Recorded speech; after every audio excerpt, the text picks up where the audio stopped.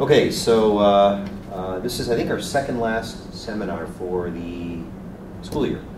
And this one is, again, one of those opportunities for us to interact with other statisticians around the university.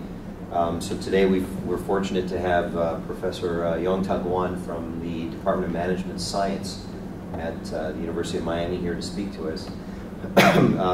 Many of you already know Yongtao, but for those of you that don't, I'll give you a little bit of background. Got his bachelor's in statistics with a minor degree in economics from Peking University, and then went to Texas A&M and got his PhD in statistics in '03. Did you work? Mike Sherman? So you worked yes, with? Mike Sherman. So we worked with there. He started his life here at the University of Miami in the management science group, and he was here as an assistant professor for 3 years, and then somehow morphed himself into a biostatistician and wandered off to Yale. And he was there from '06 till 2011 as became an associate professor and everything there at Yale. And then I guess missed the sunshine and the good times of Miami, and so came back here to our delight and to our benefit.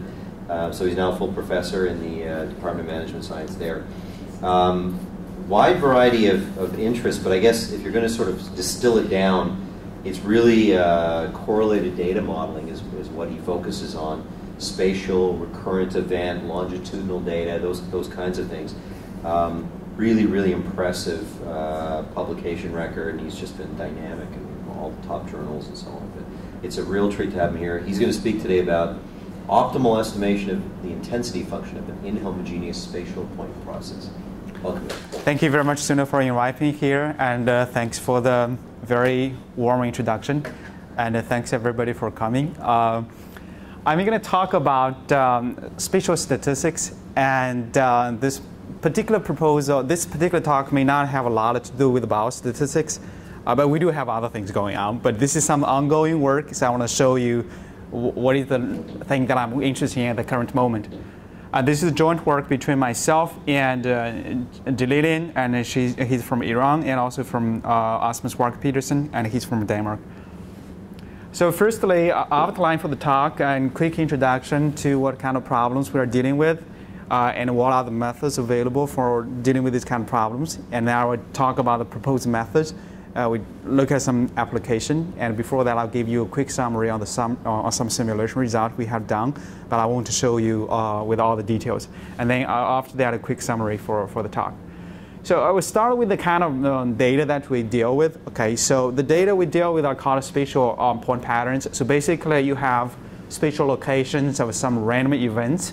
You think of the events could be many different things. You could think of locations of crime in Miami, or you can think of locations of trees in a forest. And one problem that we have been working on right now, we are studying the locations of cancer patients in Connecticut for like 20-year records. So we get all the data from them back to for 20 years. So we look at their locations, the time, and a diagnosis. You can think of that as spatial temporal point patterns as well. So we view the locations, and the locations are random, so we think they are generated by some kind of stochastic mechanism. We call that as a spatial point process. In the picture that I'm going to show you here, so in today's talk, we're going to focus on the locations of 3 different tree species in a tropical forest in Barrow, Colorado island plot.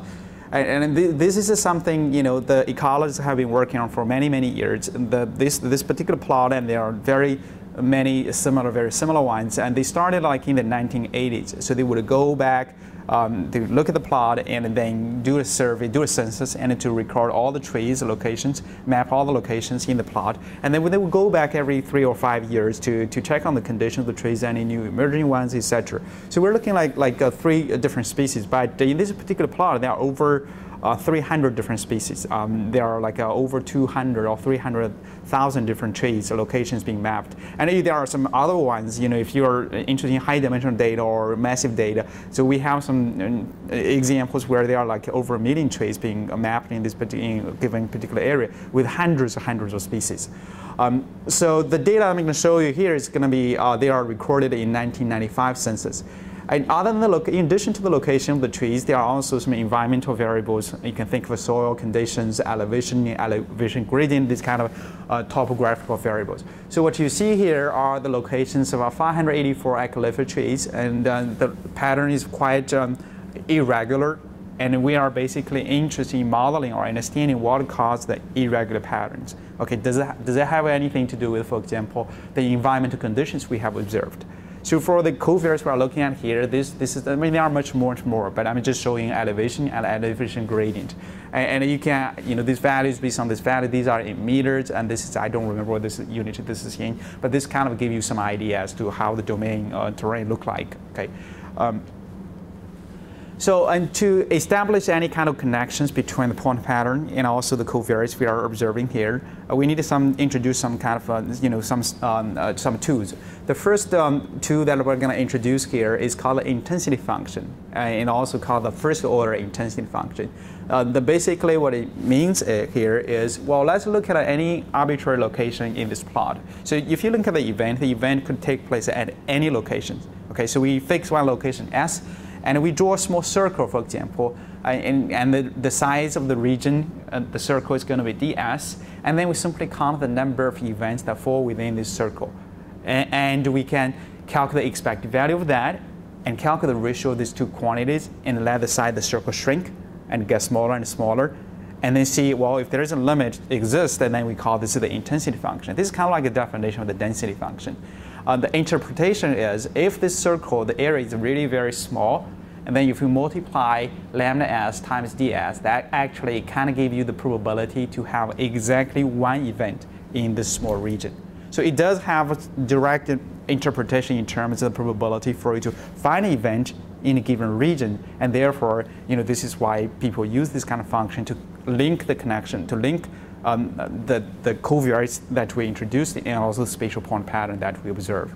And we're going to assume, for example, a parametric model for the intensity function. So this is basically a log linear model here, and zs corresponding to some covariates, for example, the soil conditions. And first, if you think like anything spatial or temporal, and the other thing we may want to think of, well, they are different from independent data because they are correlated. So we have to introduce some sort of other functions to incorporate this kind of a correlation. So the intensity function we look at in the previous slide, you can basically think this is the mean structure of the process because it depends on expected value, only depends on the mean. So now we want to see, well, if we want to look at two different locations instead of one, so correlation basically means what's the relationship between yourself and your neighbors, something like that. Okay, so by saying so, you are considering two different things at the same time, not just by yourself. So we're going to look at two different locations, U and V.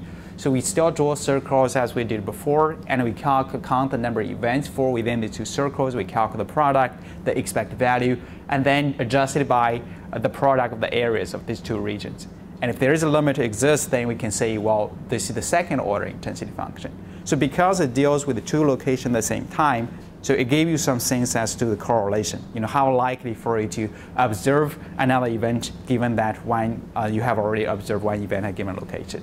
So the interpretation again, if you look at the second order intensity function, multiply it by the areas, and that gives you the probability for you to have one event in each of these two regions. So this is the general definition, but in practice we try to simplify to make things workable. One common assumption we may assume is we can factorize the second order intensity function into the product of three terms. Because the intensity function will affect you for you to have an observation in this region for du, and lambda v is going to affect your probability to have another region observation in dv. So the intensity function will affect the value of the second order intensity function. So that's why we have the product of these two first order intensity functions, and they multiply this by another function. This is something additional. So if you think of a point process, if either spatial or temporal, we start from the Poisson process case. Poisson process case basically says there's no correlation at all. Okay, in that situation, the second order intensity function is simply equal to the product of the first order intensity functions. Okay, that's kind of like the probability of two events, the joint of two events equal to the product of these two probabilities for each of the events. So this is what's going to happen if there is a Poisson process. But if it's not a Poisson process, then the data are correlated. in some way, this function will be different. But nevertheless, you assume this additional function only depends on the spatial lag. So u minus v simply gives you the lag between these two locations. So this is one assumption that we make here. And if you assume, well, this function really depends only on the distance instead of the orientations also, and then we can say this is an isotropic process. So there are many different models that have been proposed for this particular function, and this particular function we're going to refer to as the pair correlation function. Okay, so Poisson process case, this is equal to 1. And if you have a clustered process case, then typically that function is going to be larger than 1. Okay. So our goal here is trying to estimate the parameters involved in the intensity function, try to connect the covariates and the spatial point pattern. But we also need to think, well, how do we utilize the information in the correlation structure given by the second-order intensity function for estimation, for inference, etc., these kind of things. So I'm going to start with, do a very quick literature review on the methods that have been proposed to estimate the covariant, the regression coefficients in the intensity function. The first method is the Poisson maximum likelihood estimator. So basically what it does is, well, you are given the data that I'm not going to assume whether it's dependent or there is a correlation. There's no correlation. I'm going to treat it as if they were independent. So they were from a Poisson process. So it's kind of like you're running least square regression even for time series data, for example, if your purpose is really estimating the regression coefficients. So if I assume the data were from a Poisson process, then I could write out the Poisson maximum likelihood. And this is actually what it's going to look like, the log likelihood function for if you assume the data is a Poisson process. And then I'm going to estimate beta, assign beta as the one that maximizes this log maximum likelihood function. And by doing so, I essentially need to solve some score function, and the score function is an unbiased equation based on the score function, and this is the score function is unbiased estimate equation, and this expression. So basically, I take derivative with the respect to beta. I assume this is a log linear model. So what I have remaining on the first term involve only the spatial covariates at the event location. So W is the observation window, and N I represent this is the collection points of events that we observe from this particular spatial point process. And then on the second term, it was involved integrating this spatial covariates adjusted by the intensity function over the whole domain observation window. So we can, establish consistency by assuming increasing domain setting, meaning that the region keeps growing and growing, and all we need is the dependence is not really so strong, and we don't need to assume this is either indeed a Poisson process, or this is not a Poisson process. And there are also very computationally efficient algorithms to obtain the estimator. So as a result, it has to be used very widely in practice for this kind of procedure. And this method has already been implemented in Spatial, a very popular package for spatial point pattern analysis. So as a result, people use that a lot. Well, the question now actually is, well, if you're assuming the data are Poisson, but it's not a full Poisson process, so it's not going to be the estimator. It may be consistent, but it's not going to be efficient. So if I want to improve efficiency, it would make sense for us to utilize spatial correlation in some way. So the method for weighted estimating equation approach basically is try to have a way to use the spatial correlation in some way. So this is based on a paper between myself and my student. So we basically says, well, if you go back to look at the score function that we obtained for the Poisson process case, this is what we obtained. And now what we're saying here is we're going to multiply the terms we had before by a weight surface. So the weight will depend on the locations where you had the observation. So the weight, if you look at the expression, so we propose to use weight given in this form. And if you're looking into further detail, you can see, well, in the denominator, there are some term that is an integral that depends on the pair correlation function. So the pair correlation function gives you information for the spatial correlation. So this is one way that we propose to incorporate the spatial correlation. What it means here, well, if you look at a G is equal to 1, that corresponding to the Poisson process case, then the weight is equal to a constant. Okay, so basically what you're going to have is the score function. The left-hand side is score function for the Poisson maximum likelihood. So this is what we would like to have. If this is not a Poisson process case, it's a cluster process case, and this guy typically is larger than 1, so the whole thing will be larger than 0. Okay, so what's going to happen is for places where the intensity is very high, you're going to assign smaller weight to observations made at those locations. And that makes sense because for this kind of events, for places of this kind of process, for locations where the intensity is very high, it's very likely for you to have very extreme observations. So naturally, we would like to downweight those observations from those regions. And similarly, I mean, the problem is it basically goes back, if you look at the expression, and there's basically another unbiased estimated equation. So because of that, you can similarly establish asymptotic properties, consistency, asymptotic normality. So that's nothing really fancy here. But we did a lot of simulations, and we found in a lot of different, many different situations, the improvement is really so big compared to you assume this is the Poisson process case. The question now actually becomes, can we do even better than that? Okay, so is there any kind of an optimal way for us to tackle this problem? So what we have proposed now is, well, we're still going to consider the problem underestimating equation framework, but what's going to happen is going to be something more general. Okay, so here we introduce a function phi. Phi is a p/1 continuous spatially varying surface. So p is simply corresponding to the number of covariates you are trying to estimate. Okay, so here we write something, general expressions like this one. And if you go back, for example, look at the weighted regression. So the phi function is simply this function here. Okay, and the phi function is simply this function on the second part. So basically what we are doing here, we propose something that is much more general and include both situations that we considered before, the Poisson maximum likelihood and also the weighted estimated equation. So our question here is, what is the best choice for this function phi? And actually it's a spatial surface. It's p spatial vector surface. What is the best choice for this? And by saying best here, I mean it's the smallest in terms of asymptotic variance for the resulting estimator. And we're going to come back to this later on. So this is a question that we are interested in. And to give you ideas to how we eventually obtain our proposed method, we're going to start trying to discretize the observation window W. So what we're going to do here, because I mean spatial point process is a continuous process, meaning that for any given location, there is a possibility for you to obtain an event, observe an event. So any location is possible for you to observe something. But what we're going to do here is to make it a little bit easier to look at the discretized situation, discrete case. So we're going to let Ci, I from 1 to m, to be a very fine partition of this window W. And we see Si is the centroid of the cell Ci. And we further assume the size of Ci is a constant equal to delta. Okay, so now we basically divide the region into m different small cells.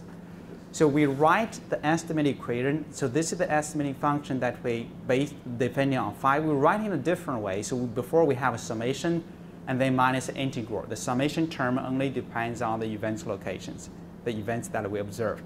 So I'm going to write in a different way, write it in an integral.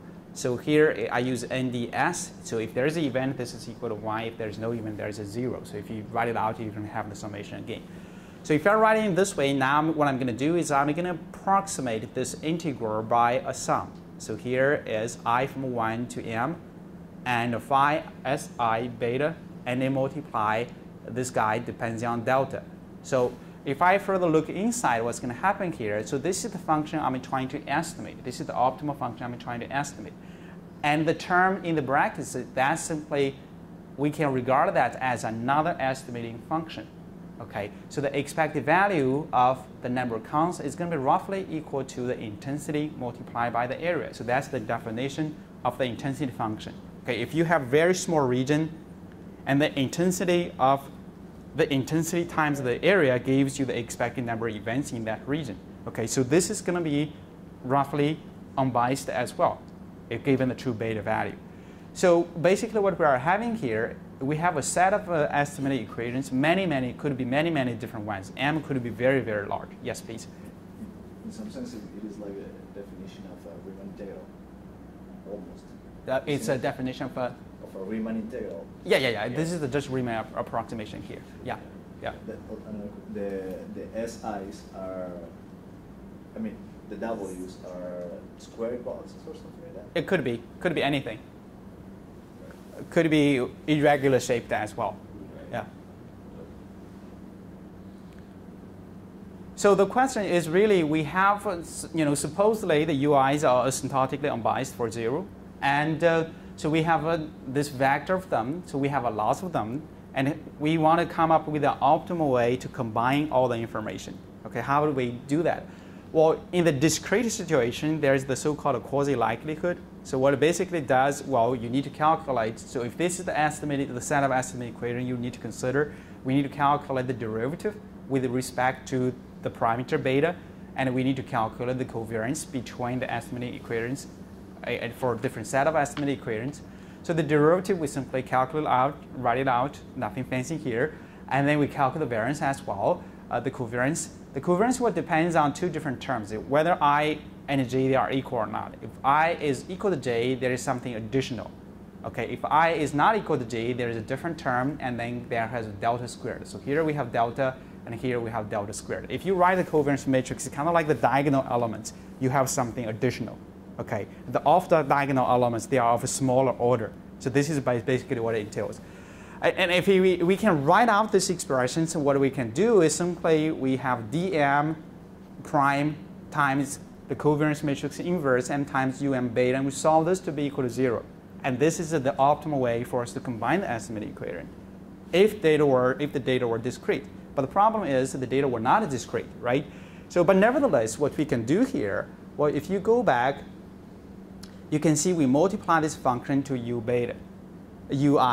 And here is basically, this is something we multiply to u, right? So these two, actually, this is going to have something to do with the phi, the optimal function we are trying to estimate. So what we are going to do here is we are going to write off a vector as well, depends on m. So phi I si is really just phi si and beta. And the relationship is going to be very simple. So phi m is going to be dm times vm inverse. And this is what we had.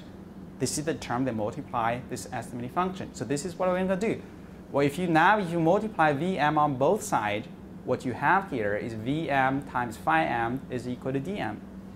Okay, so this is the relationship that we need to solve, or we observe if phi is indeed optimal. And now going back to the question, well, when we started, we said, okay, I gave you the discrete case, try to motivate, give you some more motivation for our situation. Our situation is different. It's not a discrete. M has to go to infinity. And you see what's going to happen if you let M go to infinity. If you let M go to infinity, actually, this guy, you can write it out. Okay, so that's going to be some sums involved. And on the right-hand side, you have a vector involved. If you write it out, actually, you can observe this expression. So phi s at any given s, and then plus an integral. T is the operator, and it's defined. I'm going to show you later, talk about this later on. There's an operator multiplied by phi u du, and this is equal to zs. And the operator depends on the intensity function values at the location u being integrated over, and also depends on the pair correlation function -1. Okay, and this actually is called integral equation, and this is the Fredholm, the so-called Fredholm integral equation of the second kind. It has something to do with functional analysis. So this is the integral equation that we need to solve in order to obtain an optimal solution for phi, for the surface. So here, what I basically put down here is just a different way to look at the problem, and we're going to go over this very quickly. So here, I say it's identity operator because, if you apply an operator to this function, so you have the first term, so that's I, the identity operator, and this is the operator. The operator T will have depends on the kernel. TSU, T is defined, the little t is defined in the previous slide. So if you write this, what I'm going to show you actually simply to say something, you can write the problem in a different way. So this is an identity operator plus the new operator inverse of ZS. ZS is the term you observe on the right-hand side. So if you write it this way, so what I'm going to say here is, well, how do you know if there is any solution? And if yes, if you have a unique solution, okay? So there is going to be a unique solution under some very mild conditions, and we would have to go to functional analysis to look for those conditions. But loosely speaking, in our particular problem, it basically requires that the intensity function and the pair correlation function, they are both continuous. And in particular, -1 it cannot be an eigenvalue for the new operator t. So that's really because it's 1 plus t. You have to make sure the inverse exists. If it's equal to -1, then you don't have that. Okay. So this is what I'm going to talk about very briefly. So I'm going to skip not put too much attention on consistency and asymptotic normality, but rather I'm just going to try to emphasize, point out that we can calculate the asymptotic covariance matrix and based on the sandwich formula. Okay, and this is nothing fancy here. So J is the inverse, the expected value of the derivative of the estimated function, the final set estimated function that we come up with, and we have the covariance for the estimated function u beta phi. And the sandwich estimate is going to be J inverse, sigma, and J inverse. So what is we said the solution is optimal in what sense? Okay, so really is look at the covariance matrix. So we based on this asymptotic covariance matrix, we look at it here, and then try to define the sense of optimality. So basically, what I'm going to say here is, well, there are many different phis that you can choose in practice, but there is optimal one based on what we have proposed, and we say this is a phi star. Okay, for each phi function, so it's a little bit confusing here. So phi is not really the optimal one. So phi star is the one that is optimal. So the optimal, nevertheless, for each one of these functions, we can calculate asymptotic covariance. Okay, so this is going to be the asymptotic covariance for the resulting estimator. And if we take the inverse of that asymptotic covariance, and this is what we're going to observe for phi star, and this is what we're going to observe for phi. If you take the difference of these two, the difference of these two inverses of the asymptotic covariance matrices is non-negative definite for all phi function. So meaning that if you can think of this as the inverse of the variance, right? So the 1 over the variance minus the 1 over the variance of phi is always larger than or equal to 0, meaning that the variance based on phi star is going to be smaller than the variance based on phi. So this is basically what we meant by saying the solution is optimal. And if you are familiar with the literature on quasi-likelihood, for example, and this basically means it has a maximal Godambi information. Some quick note on relation to the Poisson maximum likelihood estimator. So this is we need to recall that we need to solve this Fredholm integral equation. If you have Poisson process, this guy will be equal to 0 because g is equal to 1. So the integral disappears. All we have is phi is equal to zs. And we plug that back into the definition. We obtain the score function based on Poisson maximum likelihood. And now we look at the weighted estimated equation function. And again, it has something, what we are doing here is, so the integral term really is the term that gives us trouble because the integral term, you see, it depends on the function we are trying to estimate. Okay, so that's the term that causes problem. But if you can approximate that function in some way, then we can have some very simple solutions. So here we're going to assume kind of hand-waving argument, the intensity function and the optimal function we are trying to estimate, they are sufficiently smooth. And or the pair correlation goes to 1 very quickly. Why do we need to assume this assumption? Well, again, we need to approximate this integral, try to see if we have a simple closed form expression for it. So if these two functions are very smooth and the g is very close to, goes to 1 very fast, that you can see, well, this is the definition of this integral. So if lambda is very smooth and phi is very smooth and the g go to 0, g minus 1 go to 0 very fast as the lag distance increases. So as the distance between these two increases to infinity, and this guy will convert to 1. And if it goes to 1 so fast, and then it's only around a small neighborhood around S where you would have non-zero values for the difference. If these two guys are very smooth, you can take them, you can approximate these two guys by lambda s and phi s. Okay, so by doing so, you get rid of the phi u term that appear in the integral. So what's going to happen now, and the Fredholm integral equation can be approximately written in this form. And the solution we want to find is for phi.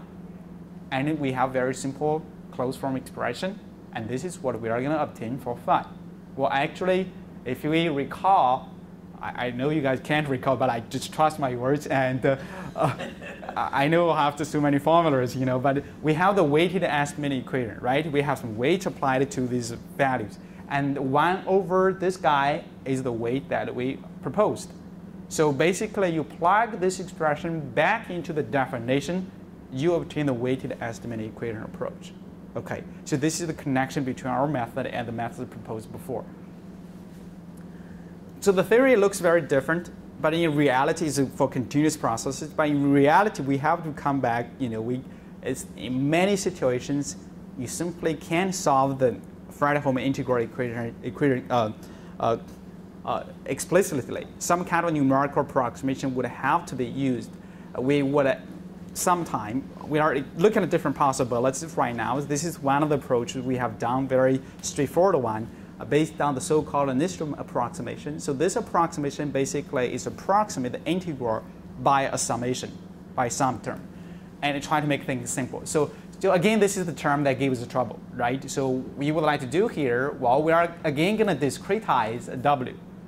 And we have, supposedly, we're going to approximate this integral by a summation, and we have j different, j from 1 to m different quadrature points, okay? And for any given quadrature points, we may have a wj.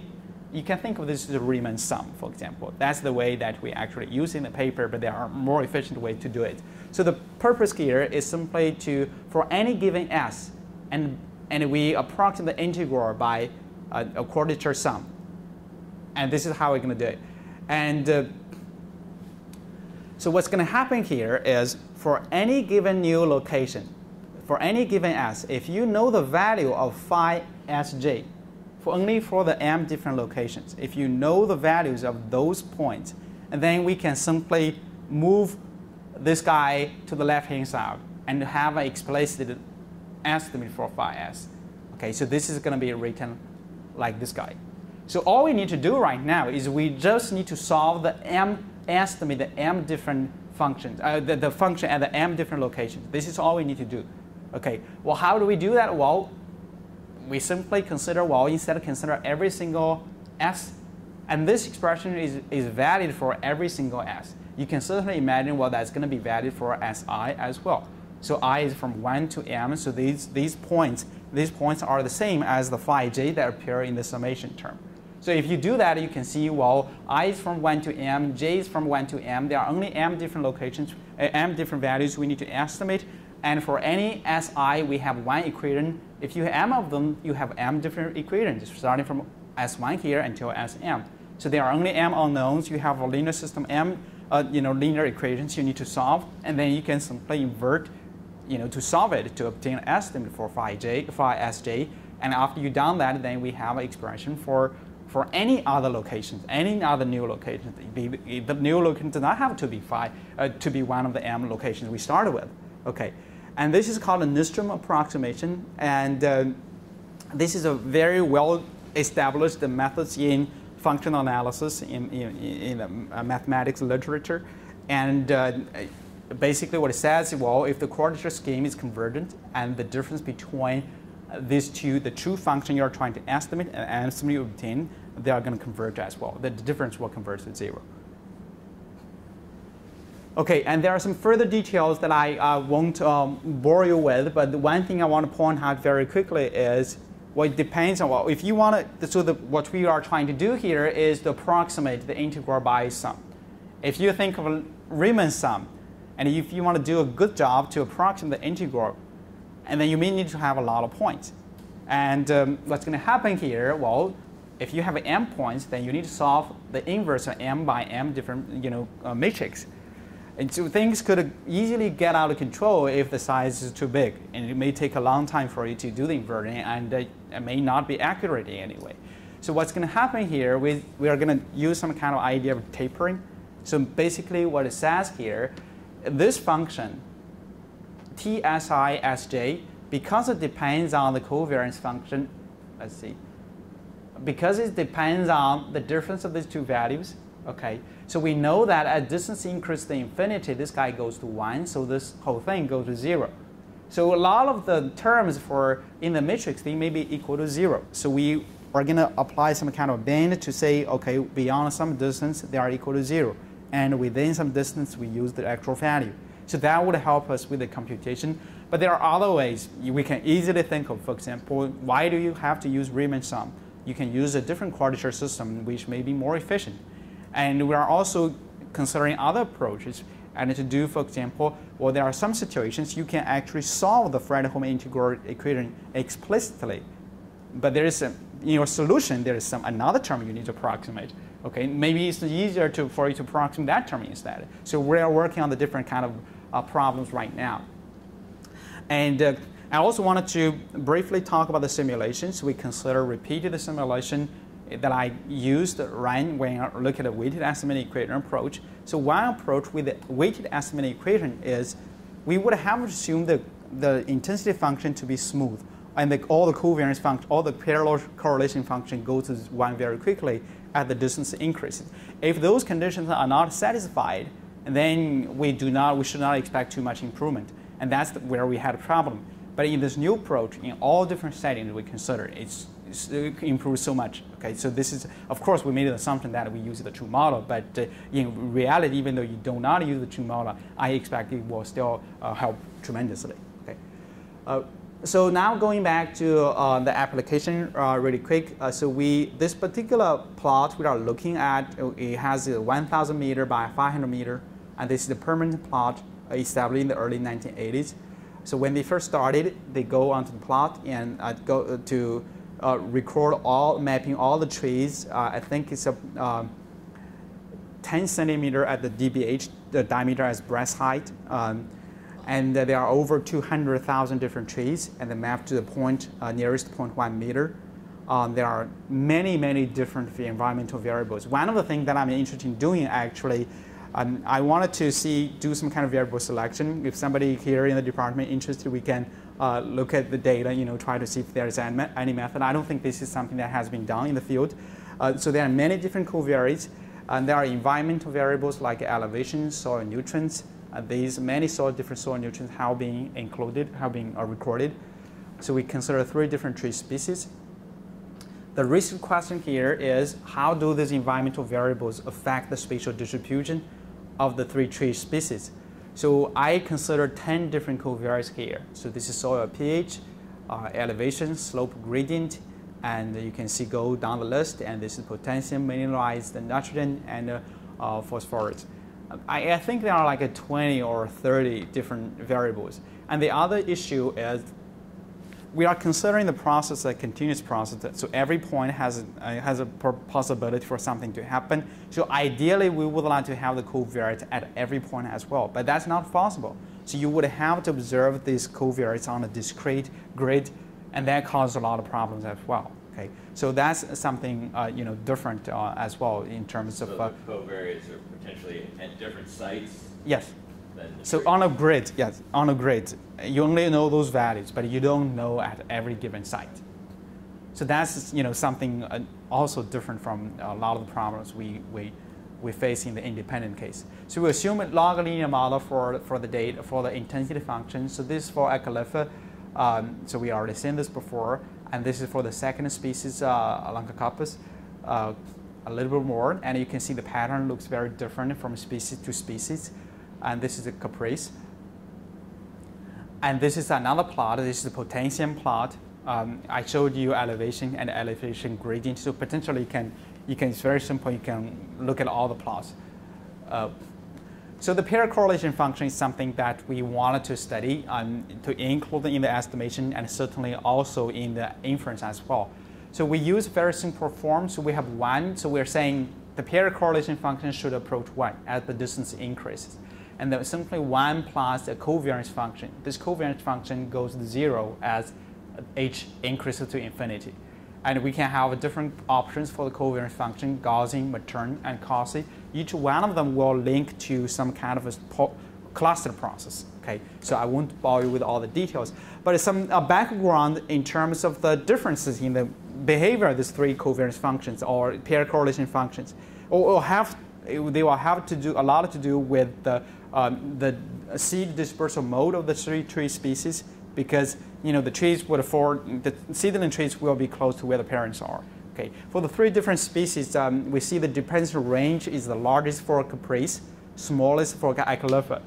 And the reason for that, we suspect, is because the seed dispersal mode are very different. So for Echinophylla, they are mostly by exploding capsules, so the seed will fall close to where the parents were, and it will not fall very far apart. And the correlation range, as a result, they are not small tight clusters. Okay, small tight clusters corresponding to the dependence range, or the correlation range is not really so big. And for Leucocarpus, it's going to be mostly blown by wind, so it can travel much further. And for the third species, actually they have some big fruit, kind of like have fruits and the seeds inside. The birds, big birds, or the rodents may eat them, so they may carry them very far apart to further distance. So you think of the cluster is going to be formed as a result of this kind of dispersal mode. So for the first species, it's going to be very tight, second is looser, and the third one is very not so much correlation. Well, the word is not so much correlation, it's not precise, it's not clustering strength is not really so big, but the correlation range could be very, very long. So these are three plots that we showed for, so this is for Echinophylla, this is for the second species, and third species is difficult to see, but the range is much, much longer. Okay. So what's going to happen here is, so the correlation range will affect the estimate. We have the weighted estimating equation approach, and we expect that when the correlation is very short, so the G function, the range correlation is very range, G goes to 1 very quickly, we expect the weighted estimating equation approach should work fine. Because we use the approximation, the sum, the simple approximation to approximate the integral by assuming that the pair correlation function goes to 1 very quickly. In that situation, that should work. So if you look at Echinophylla, we have weighted estimating equation approach. We have QL, I say this is the quasi-likelihood, this is the continuous version of the quasi-likelihood. You can see the estimates, they are pretty much the same. Okay, not big difference at all. If you look at the second species, you can see, well, the values are still similar, but then the difference becomes a little bit larger. Okay, the same coefficients. So I only show a couple of covariates here, not all the 10 ones. The ones that were considered as insignificant, I left them out. Okay, so you can see the covariates are the estimate very similar here, and you still started to see some differences. But if you look at the third species, that's where the correlation range is the longest, and you can see the difference could be very, very big. Okay, so that basically shows you, how the new approach works differently compared to the weighted estimating equation approach. So the weighted estimating equation approach actually worked pretty well in our simulation for data with a not so strong correlation like the first two species. But when it comes down to species or data with the spatial point process with a much longer correlation range, the performance was actually comparable to a Poisson maximum likelihood estimator, not so much improvement. And actually from this application we see here, we can kind of already sense that this is probably going to be the case as well. And the other thing, if you look at the estimate of covariance, you can see the new approach consistently to be smaller than the standard errors that we would obtain. Yes, these are the standard errors. I'm sorry, I should have said that. So these are the standard errors. So these are the weighted, the log intensity, and these are the standard errors. You can be always smaller than what we obtain under the weighted estimating equation approach. Okay, so a quick summary. So we have a set of new theory, and that's based on a Fredholm integral equation of the second kind. And also we look at numerical methods to conduct optimal estimation of the intensity function for spatial point processes. And this approach can be easily extended to if you have bivariate point process. For example, the problems that we are dealing with are if you have cancer locations and you have a control location, you have control group, you can have their locations. You can view the cancer locations are from one process and the control locations from another process. And the general theorem can be easily carried over to that setting, but there are going to be some more problems when we do the numerical calculation. Would that be a solution for your predictors being on a potentially different process too, or your observation points? The predictors are going to be assumed to be given. Right. No, I understand that, but I was just thought you mentioned that your predictors are not at the same locations. Oh, those are going to be at the same locations. So you think of cancer characteristics like age, gender, other risk factors. So that's at this given location for this person. Yeah. But the problem is, it's quite a difficult problem if you want to throw in correlation structure. If you look at spatial epidemiology, almost all the studies assume doing logistic regression analysis when you have case control data. So in a sense, what that implies is you ignore all the possible correlation among the cases. The reason for that is if you want to incorporate the correlation in the analysis, it becomes so difficult.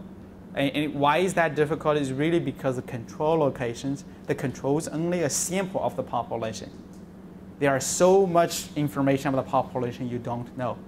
And that causes a lot of issue if you want to try to throw in correlation in the analysis. If you assume everything is independent, then that's okay. It's not a big deal. But if you want to utilize the correlation information, it becomes a big problem. I have no solution to the moment. We are looking at the possibility by extending this procedure to that setting, but we don't have anything very satisfactory yet.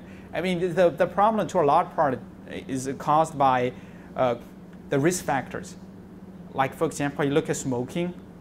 Myself and my neighbor, we live very close, but I could smoke, he or she does not smoke at all. And the process is not continuous. So knowing the sample does not give you so much information about the population if you want to have the correlation involved. So the method we propose here does not really critically rely on the pair correlation function. We can have a model for that. We have proposed very flexible class model for that purpose. So we can choose the best one from the class and do the analysis. And for the Nystrom method, this is another thing that I want to comment on very quickly. As I said, it could be very time consuming. So one strategy is a different quadrant system. The other one is really to really look at it from a different perspective, to try to solve the numerical, the Fredholm integral equation explicitly. That may depend on something we have to approximate, but the starting point is not from approximation, rather from to solve the equation. And that would have to depend on a lot of other structures or information of the process, in particular spectral density of the process, and that's something that we are currently working on to move forward. Okay. So that's all I have to say, and thank you very much for your attention.